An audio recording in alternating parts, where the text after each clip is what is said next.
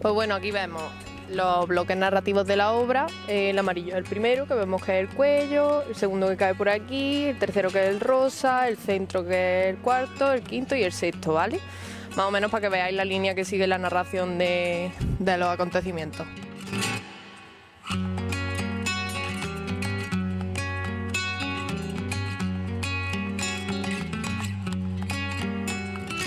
Y aquí observamos, pues, vida de Cervantes, una escultura que se encuentra en Alcalá de Henares, que sale en la misma postura que se ve aquí, iglesia y demás que hay por allí.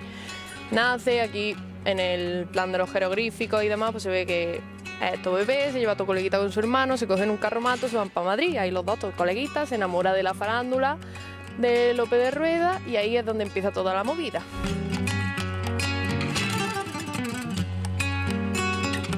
Iba con Giulio de Acquaviva, un cura italiano, quien le enseña pues, distintas zonas de Italia, Milán, el Vaticano, Venecia, Roma, Florencia, etc. Se tiene que ir de allí para luchar en la batalla de Lepanto, que es donde una esquirla de una bala de plomo le secciona uno de los tendones principales de la mano.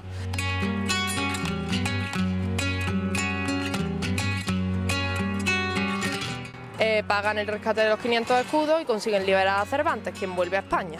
Tienes aquí por la silueta de Españita, con el corazoncito y la mano collar en el pecho, referencia al cuadro. ¿Es lo que relata la silueta de España y el mar? Sí, pues aquí tienes la primera parte, la mitad y el final de la Galatea, que es el primer libro que escribió Cervantes después de El Calvario.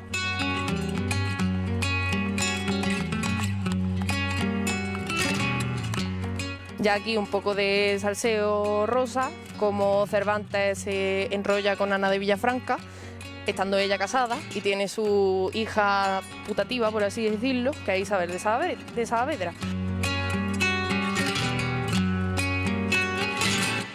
Y hace muchos viajes de Madrid a Andalucía, que es la zona en la que se narra la historia de Rinconete y Cortadillo, y en la que se inspira.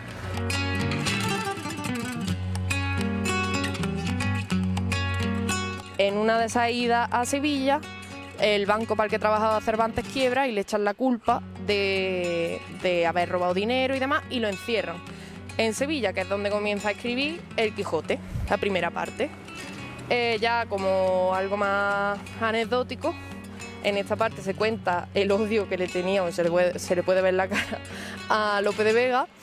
Y finalmente, porque Lope de Vega era más moderno, más contemporáneo a su época y el teatro que escribía era pues fantasía para la gente de la época, mientras que el que escribía Cervantes nunca se llegó nunca llegó a arraigarse, que era un lenguaje más antiguo y demás. Y aquí pues la muerte con la fecha, el nombre y demás, con una frase que tienen los personajes de diálogo entre los personajes, comedia y necesidad en la obra El rufián dichoso, que me parece que viene muy a cuento con respecto a esto, que es los tiempos mudan las cosas y perfeccionan las artes. Perfecto, Gema, muchas gracias.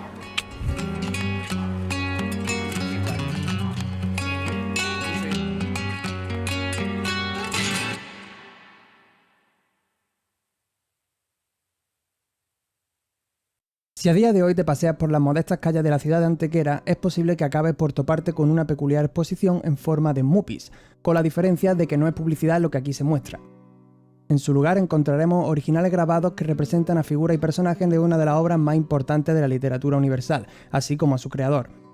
Estamos hablando por supuesto de Don Quijote de la Mancha y de su célebre escritor Miguel de Cervantes, que hoy por hoy gozan del privilegio de volver a la vida una vez más en forma de arte urbano alternativo y cómic experimental. Todo esto es gracias a un proyecto llevado a cabo por la artista local Gema Amartya con el apoyo de la Concejalía de Cultura y Juventud de la ciudad, que ha dado como resultado esta pequeña pero intensa revolución artística que se encuentra a pie de calle para el disfrute de los viandantes. Muy buenas a todos y a todas, aquí Víctor Ramírez retransmitiendo para Radio Revolta y me encuentro con la artista Gema Amartya, nacida en Antequera en 1996, graduada en Bellas Artes por la Universidad de Granada y máster en dibujo, ilustración, cómic y creación audiovisual. Gema, ¿qué tal estás, tía? Muy bien, mucha calor. Mucha calor hoy, ¿a que sí? Madre mía. Yo sabía que esta semana iba a apretar, ahora no me esperaba que... Yo es que ya no estoy acostumbrado, estoy viviendo en Alemania, ¿vale? Es que el clima andaluz pega fuerte. Madre mía, bueno, en Te hace recio. Me alegro mucho de verte, gracias por concederme estos minutitos a mí, a los oyentes de Radio Revolta. quería hablar obviamente de la maravillosa obra que has publicado en las calles de nuestra pequeña ciudad de Antequera, que me ha encantado. Ya no hiciste la ruta guiada mía a algunos amigos y me ha parecido sublime, así que te felicito. Sobre todo por haberlo llevado a la calle, que me parece algo muy, muy especial y muy bonito. Muchas gracias. Así que nada, háblanos un poquito de tu trabajo, en qué consiste, qué técnicas has utilizado, háblanos de. Bueno, el trabajo utiliza la técnica del cómic experimental para contar la historia de Cervantes, la obra y la relación con algunos personajes que tiene con Antequera.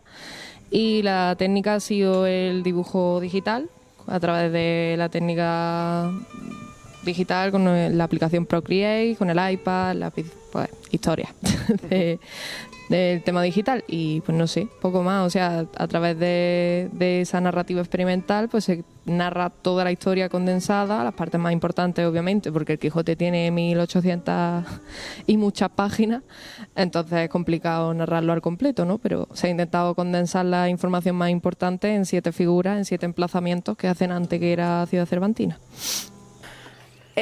Aquí es la primera vez en la que se representan los cristales rotos como un símbolo de que Don Quijote está más loco todavía que de lo que está a raíz de ese emoticono que hemos dicho antes, y se representan las líneas rectas donde no está Don Quijote como para hacer ver la realidad, y las líneas curvas donde está Quijote para ver que son las zonas en las que hay más locura, más distorsión de la realidad, que es donde está Quijote. Y los mercaderes pues se van dejándolo ahí tirado en la calle, en plan, pues casi nos mata por una tía que no sabemos quién es, pues ahí te quedas, colega, y ya está.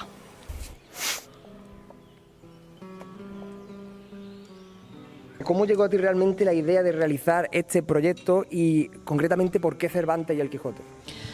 Bueno, realmente enfoqué el proyecto que le presenté al ayuntamiento hacia Cervantes y el Quijote por recomendación de un colega, Agustín concretamente, y la verdad es que desconocía el que Antequera fuera ciudad cervantina, y al enterarme pues me pareció algo muy importante, aparte de porque era un proyecto pues curioso que seguramente iba a gustar, iba a hacer que la gente conociera Antequera como ciudad cervantina, porque seguramente no iba a ser la única que no se enterara, ¿no?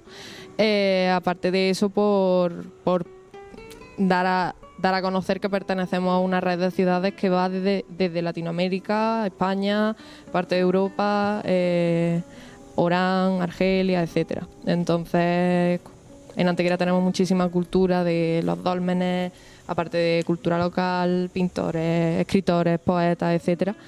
Y que uno de los literatos universales más grandes de la literatura española tenga algún tipo de relación con Antequera es digno de ser remarcado. Bueno, este es uno de los más... es el más conceptual de toda la ruta, porque conforme iba haciendo el trabajo de investigación me di cuenta que Dulcinea no tiene diálogo, no aparece como un personaje real en ninguna parte del Quijote. Entonces, claro, cuando yo puse a Dulcinea en la Plaza Castilla, ¿no? Porque tenemos aquí la estatua de la Peña de los Enamorados, etcétera, dije, pues ¿qué cuento aquí? Si el personaje no sale, el personaje no existe, el personaje solo se elementa, ¿no? Entonces hice una investigación paralela a lo que es dentro del Quijote. Investigué a intelectuales hablando sobre el personaje, lo que había hecho Cervantes a través de él y demás. Y es muy curioso porque Cervantes escribe un personaje que es Don Quijote de la Mancha, que escribe un personaje que es Dulcinea del Toboso, ¿vale? Así como dato. La linealidad es 1, 2, 3, 4 y 5. Y ya sería el final, que sería solo una viñeta. Sexto.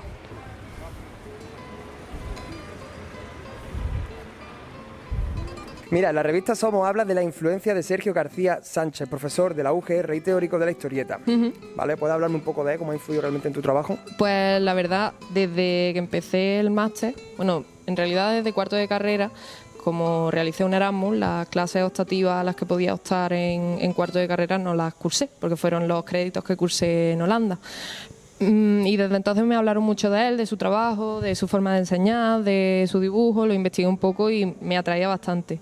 Pero no fue hasta el máster que tuve la oportunidad de trabajar con él, en la asignatura de cómic experimental, donde el trabajo que realizamos fue una figura silueta muy parecida a las que se ven expuestas en Antequera.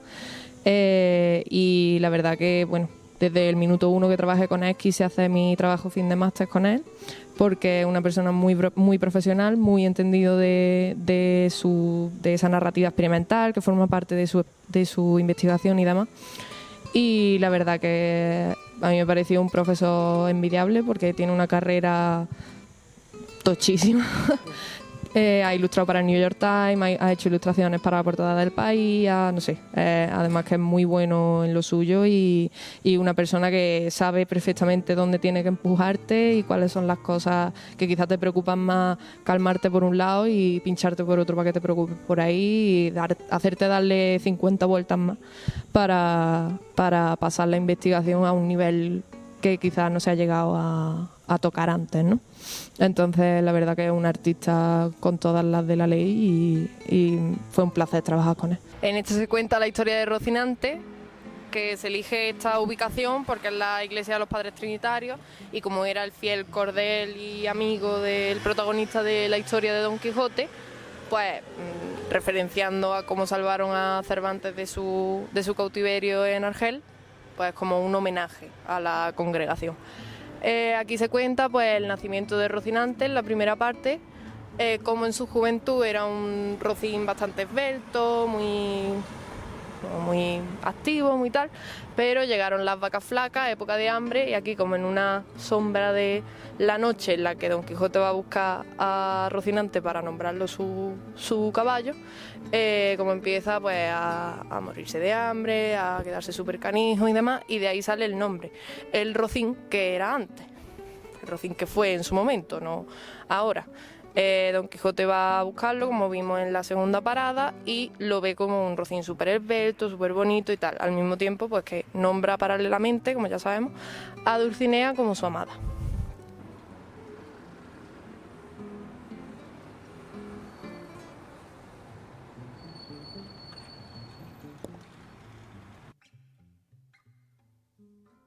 Háblame un poquito de otro de tus trabajos, por favor. Yo conocía que tú habías ilustrado parte, si no todo, el cómic Hipsters. No es un cómic, es un libro. ¿Cómo era? Es un libro. Es un libro, ¿vale? Y tú hiciste las ilustraciones para este libro, Sí. ¿no? ¿Puedes hablarnos de eso, por favor?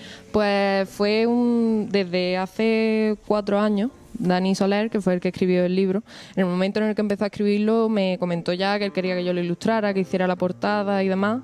Y no, pues suena un poco como al típico proyecto que se queda como flotando en el ambiente, ¿no? Charla de colegas o quizás una noche de borrachera, de entretenimiento, lo que sea. Y a los 3 años me llamó por teléfono y me dijo, oye, que ya termina el libro. Y fue como, pues voy a tener que hacerlo, ¿no? Y la verdad que fue un gustazo también trabajar con él, porque obviamente tenía como un mes de margen para poder hacer portadas, ilustraciones y tal, para poder sacarlo a edición lo más rápido posible, y fue un gustazo porque la idea de imágenes, ¿no?, concretas de, pues este capítulo va sobre esto y yo he pensado que podrías poner esto. ¿Quién mejor que la persona que ha escrito el libro para decirte lo que le pega totalmente a este capítulo es esta ilustración? Pero claro, no tiene la capacidad creativa o visual para poder llevarlo a cabo. Entonces fue genial porque me dio total libertad al respecto. Él me dijo, ¿no?, las pautas, ¿no?, de pues esto podría ser una magdalena con no sé qué, esto podría ser tal. Algunas ilustraciones sí son pura imaginación mía, porque quizás estaba un poco más diluido el sujeto visual, pero fue un auténtico placer trabajar con él porque, ya te digo, no me hizo cambios, todo iba fluido, perfecto y, no sé, una sinergia muy guay.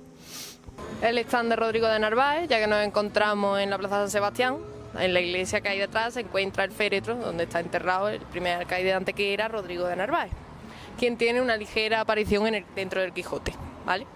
Empezamos la historia por aquí, donde se ilustra al infante Don Fernando y a Rodrigo de Narváez, muy pequeños, en el castillo de Sos, porque Rodrigo de Narváez estuvo con él en su cámara desde muy pequeño. En la Reconquista española lucharon juntos en territorios como Grazalema, Baza, y fueron la Reconquista hasta llegar al territorio de Antequera, donde la famosa leyenda cuenta que la noche antes de invadir el territorio antequerano, la Santa Eufemia, se apareció al infante Don Fernando en sueño diciéndole que salga el sol por Antequera, como dándole una señal de que a la mañana siguiente iba a conseguir conquistar el punto tan importante que era Antequera para la Reconquista.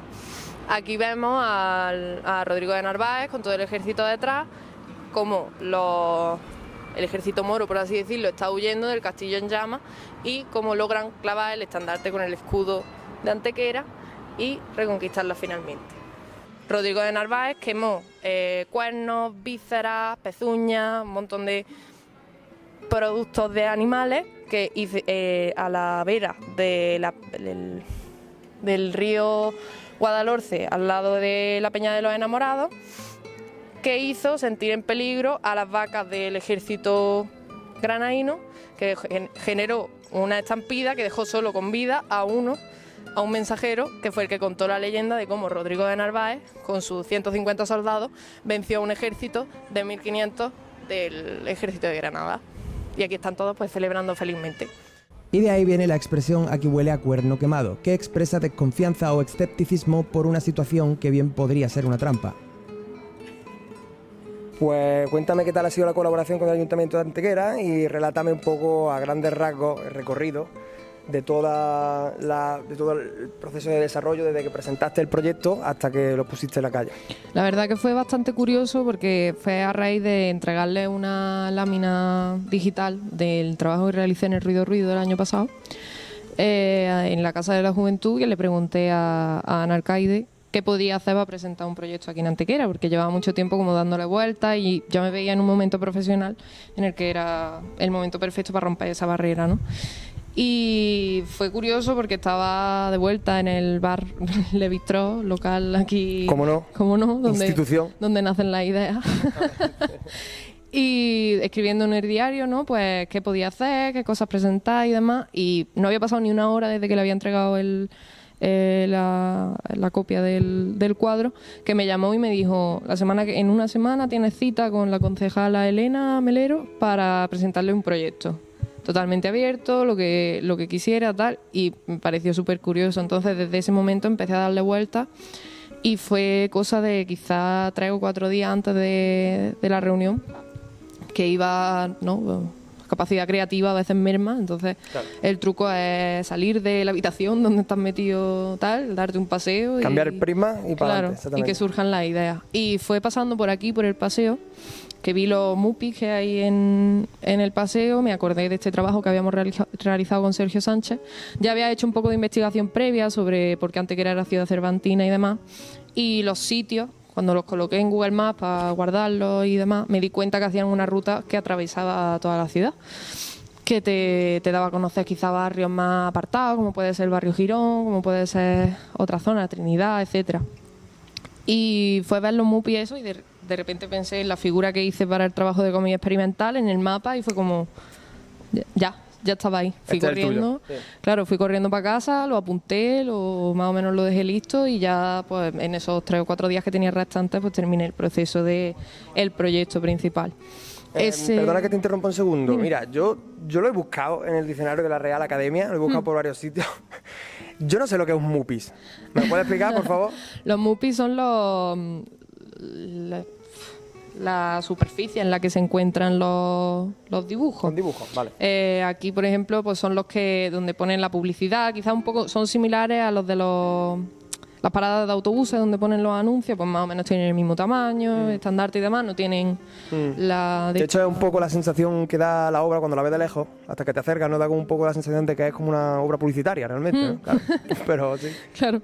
Sí, pero no. Es una obra es una obra buena. Es bueno. Desde que lo entregué el proyecto, pasó un mes hasta que me dieron el sí para poder comenzar y demás. Y una vez comencé fueron 2 semanas de investigación, de búsqueda ya tenía por las paradas divididas, a qué personaje iba a pertenecer cada parada, por qué, pues Avenida Miguel de Cervantes, como la calle grande que pertenece a tal, pues la figura y obra y vida de Cervantes. La calle Cervantes, pues su primer personaje así conocido mundialmente, el Quijote. Plaza Castilla, la estatua de la Peña de los Enamorados, enamorada, Dulcinea, ¿no? Pues así un poco, pues a simplicidad. Cada punto de la ruta iba un personaje. Entonces, ya teniendo eso realizado, fueron 2 semanas de investigación y lectura a más no poder. A más no poder, sí. Del Quijote, de la vida y obra de Cervantes, de, por ejemplo, Rodrigo de Narváez, y a mano, porque yo no sé trabajar de otra manera. Si tomo apuntes por ordenador o algo, no retengo información. Tiene que ser escrito a mano, si no, claro. no. Apunté todos los datos importantes, hice también referencias de uno a otro, de las mismas partes de la historia, para que hubiera linealidad de una parte de la ruta a otra, que te hicieran referencias internas, etcétera. Y una vez tenía eso preparado, hice el primero, que fue Miguel de Cervantes, el boceto y la línea y el color, para ver el estilo que iban a tener el resto de Mupi, de parada. Uh-huh. Y de personajes. Entonces, ya una vez tenía ese hecho, me reuní con Elena Melero y con Narciso Conde, el director de la biblioteca. Le enseñé el proceso de trabajo, cómo había quedado la obra final de ese, si les gustaba la estética y demás para el resto. Me dieron el sí, igual que con Dani, ha sido un placer trabajar con ellos, porque les ha encantado el trabajo desde el minuto 1, han estado muy ilusionados, y la verdad que eso facilita mucho las cosas, ¿no? El saber que estás haciendo algo que la primera barrera que tienes que pasar te están diciendo muy bien, esto va a ser impresionante, sí, claro. Y te están animando tanto, ha facilitado muchísimo el trabajo, teniendo en cuenta sobre todo que era el primer proyecto así más grande que tenía oportunidad de hacer, entonces bastante bien. Y ya a partir de ahí, pues el boceto de todos los que me quedaban, la línea de todos y el color de todos, así durante 4 meses de trabajo. Y una tendinitis en la mano derecha. Se ha cobrado esos 4 meses de trabajo, se lo han cobrado, ¿eh? Sí. Bueno. Vale, esta es la 6ª parada de la ruta, donde nos encontramos al personaje de Sancho Panza, enfrente de la biblioteca San Zoilo de Antequera, porque en la entrada de la biblioteca se encuentra un mosaico en el que salen Sancho Panza, Don Quijote y demás, y se menciona la aventura de Rodrigo de Narváez, porque aparece en el Quijote y tal. La historia de este comienza en el sombrero que está sujetando la silueta, con el cura haciendo la quema de libros de caballería de Don Quijote, y el ama de llaves pues llevándoselos en plan, ay, pues en realidad pues no se lo daría porque pobrecita como que le da.